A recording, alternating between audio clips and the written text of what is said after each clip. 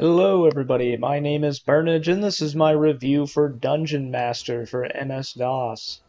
Dungeon Master is an RPG where you make a 4-person party from a selection of 24 different characters. On top of that, you can either pick to reincarnate them or just resurrect them.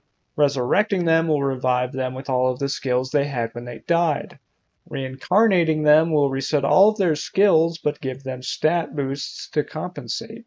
So needless to say, there are a lot of different ways to build your party. The manual starts out with a small book of a story, so I definitely recommend reading this to immerse yourself. And then get prepared for the long haul because this is a pretty large game with tons of hidden secrets, so you can spend a lot of time playing it. After selecting your party, you're dropped off into a maze-like dungeon.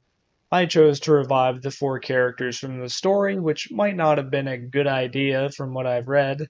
I don't know how much of a difference it can make, so just keep that in mind that my point of view is from a very suboptimal setup. So basically the whole game is played with the mouse. You click the arrows on the side to move, you click the weapons on the side to attack, you click the spell symbols to put together spells. Combat is in real time and it's very fast. You can pretty much just alternate melee attacks from your frontliners non-stop in the early game. Later, as you get slower, stronger weapons, you have a little bit of time between your attacks. I wasn't a huge fan of this system because I felt like I was only ever using 2 of my party members.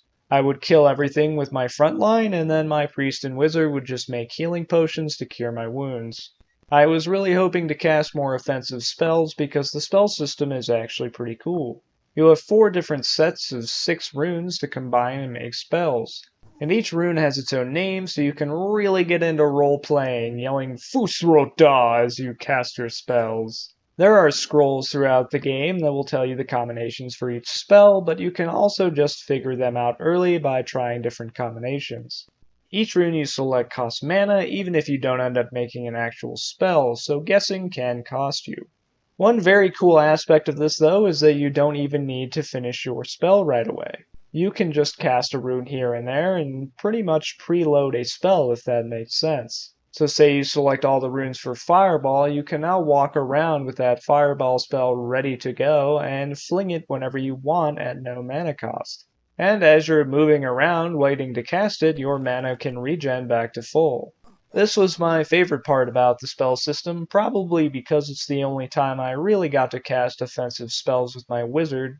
Trying to cast a spell mid-combat just didn't seem practical because combat was so fast. I was getting hit in the face 2 or 3 times before I could get a single spell off. As you cast priest and wizard spells, you gain levels in those schools. This works the same with fighting with a melee weapon. Gaining a level will increase your stats like health and mana. So regardless of which characters you choose, you can really customize them the way you want. You can save at any time, which is both a blessing and a curse. I had a couple saves that were very poorly timed, with really tough monsters suddenly coming out of nowhere and boxing me in, so be careful not to be too hasty with the save button. There also isn't a load button, which was kind of lame. I guess they didn't want you to give up and just reload from the slightest mistake. But if I have 2 party members die, I'm not going to try to run up 2 levels to find a place to revive them, when loading my game will just save me so much more time. So the only way to load is by exiting the game and relaunching, or waiting for monsters to slowly kill your whole party so you get game over. On the game over screen, you will have an option to reload your save. You have to eat and drink to survive in this game, which is really just a pain in the ass. Food will take up a lot of inventory space, and water can be really scarce sometimes. And just a heads up, you will start to starve before your hunger and water bars aren't fully depleted.